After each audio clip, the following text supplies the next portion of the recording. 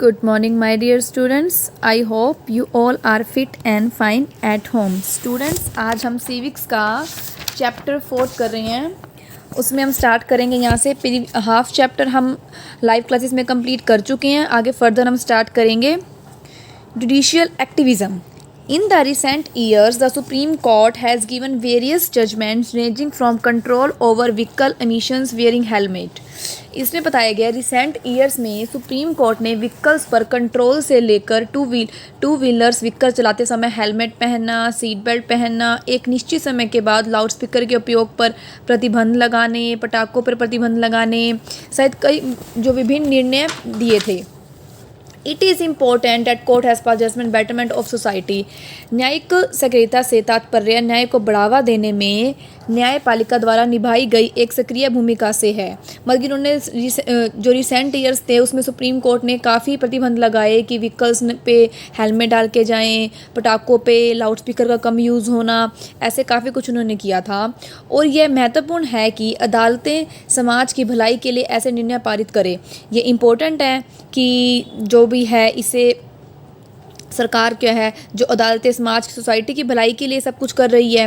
हालांकि कभी कभी न्यायाधीशों के व्यक्तिगत विचार विधायिका द्वारा पारित कानूनों को ओवरराइड करते समय लोकतंत्र डेमोक्रेसी की भावना को बाधित कर सकते हैं. जिस moment an one organ of the state becomes too powerful, it can be detrimental to the successful functioning of a democracy. जिस मूवमेंट स्टेट का कोई एक अंग बहुत शक्तिशाली हो जाता है, कोई एक ऑर्गन बहुत शक्तिशाली हो जाता है, वह डेमोक्रेसी के सफल कामकाज के लिए हानिकारक हो सकता है. तो ये तो हमारा क्या था, जुडिशियल एक्टिविज़म. आगे हम करेंगे criminal justice system. Criminal justice system का when a thief breaks. First para में आपको बताया गया कि जब कोई चोर किसी घर में घुस जाता है और चोरी करता है, जब कोई व्यक्ति किसी व्यक्ति को मार काट कर चला जाता है, या जब कोई व्यक्ति ईफ टीसिंग करता है, तो पुलिस स्टेशन वह जगह होती है जहां शिकायत दर्ज करने के लिए जाना चाहिए. लेकिन report file but what happen after a report file is filed. लेकिन रिपोर्ट फाइल होने के बाद क्या होता है, let us find out. Criminal justice system CJS refers to आपराधिक न्याय प्रणाली सरकारी एजेंसीज को संदर्भित करती है जो लॉ पास करती है और क्राइम पर निर्णय पारित करती है. यह अपराध को रोकने और कानून और व्यवस्था बनाए रखने में मदद करता है, क्रिमिनल्स को पुनर्वास करता है और पीड़ितों के लिए मुआवजे की सुनिश्चित करता है कि जो वो कर रहे हैं उनके लिए क्या मुआवजे की सुनिश्चित करता है.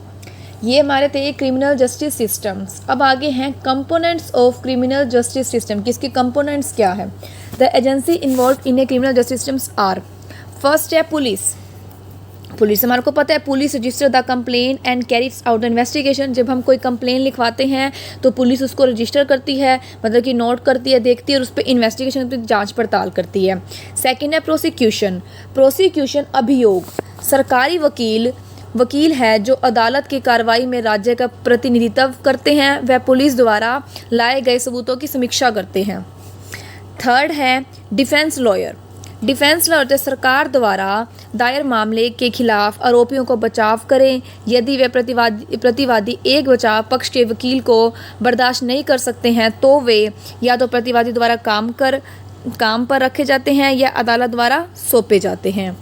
फोर्थ है कोर्ट में क्या होता है, अदालतों का नेतृत्व न्यायाधीश करते हैं जो यह सुनिश्चित करते हैं कि कानून का पालन किया जाता है. ये था कोर्ट्स.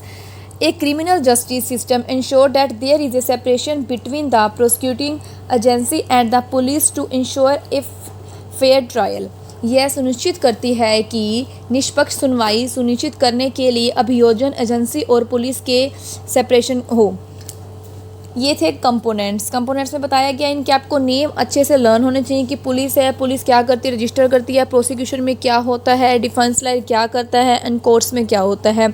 उसके बाद ये प्रोसेस है the process of criminal justice system.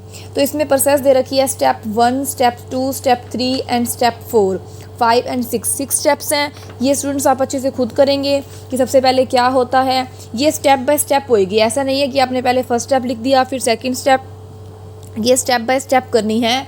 जैसे फर्स्ट स्टेप है फर्स्ट इन्फॉर्मेशन रिपोर्ट, कि सबसे पहले एफआईआर होती है कि हम एफआईआर दर्ज कराते हैं। जब हमारा कोई घर से कुछ चोरी हो जाता है या कोई कुछ भी होता है तो पहले हम एफआईआर कराते हैं। A person has to be first file in FIR in case of crime community, की जो भी क्राइम हुआ है, कुछ भी गलत हुआ है तो सबसे पहले क्या होता है, उसकी एफआईआर लिखवाई जाती है। तो सबसे पहले क्या हो, उसकी एफआईआर लिखवाई जाए। स्टेप 2 में क्या होता है, the police officer reach the scene of crime investigation, वो उसका इन्वेस्टिगेट करते हैं कि उसमें रियल में हुआ था कि चोरी हुई है, कब हुआ था, क्या है, वो इन्वेस्टिगेट करेंगे। थर्ड में आफ्टर द इन्वेस्टिगेशन में कि जहाँ पे हुआ है वो देखना, कि किसी को भेजना, जांच पड़ताल करवाना। और उसके बाद फोर्थ फिफ्थ सिक्स्थ ऐसे इनकी 6 स्टेप्स होते हैं। ये आप अच्छे से आप खुद देखेंगे कि इसमें क्या है क्या नहीं। आगे हम बात करते हैं इसमें problems of criminal justice system, कि क्या क्या प्रॉब्लम्स आती हैं इसमें जस्टिस सिस्टम में। The main problem with the criminal justice system in the huge backlog of cases due to a shortage of judges। आपराधिक न्याय प्रणाली के साथ मुख्य समस्या न्यायाधीशों को कमी के कारण मामलों का भारी बैकलॉग है। मतलब कि बैकलॉग को हम कह सकते हैं इसमें ढेर है या भराव कह सकते हैं। जैसे कि बैकलॉग है, काफ़ी भराव है, ढेर है। सेकंड इसमें है प्रॉब्लम, यह कहा जाता है कि न्याय में देरी न्याय से वंचित है। कभी कभी आरोपी उस अधिकतम अवधि की तुलना में अधिक समय तक जेल में रहता है जिसके साथ उसे सज़ा सुनाई जा सकती है। थर्ड है there is a low conviction rate, सज़ा दर कम है। This has affected the effectiveness of the criminal justice system, इसने आपराधिक न्याय प्रणाली की प्रभावशीलता को प्रभावित किया है। ये थी प्रॉब्लम्स थी, कुछ प्रॉब्लम्स थी। अब हम देखते हैं फेयर ट्रायल।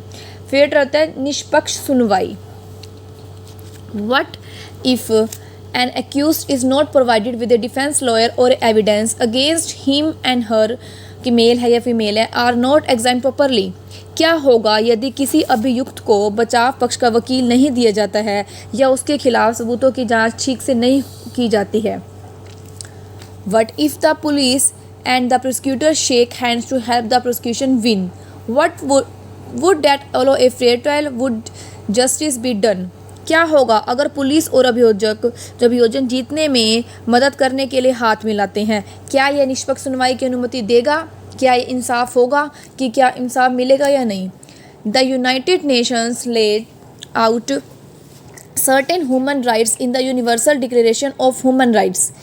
यूनाइटेड नेशंस ने ह्यूमन राइट्स की यूनिवर्सल डिक्लेरेशन में कुछ जो ह्यूमन राइट्स की घोषणा की है। ये फेयर ट्रायल था। इसके बाद इसमें जो ब्लैक कलर से हाईलाइट किया हुआ इसको आप रीड करेंगे। Everyone is entitled in full equality to a fair and public hearing by an independent and impartial tribunal in the determination of any criminal charge against him. ये chapter complete हो गया अपना। Okay students, this chapter is complete now. Thank you, have a good day.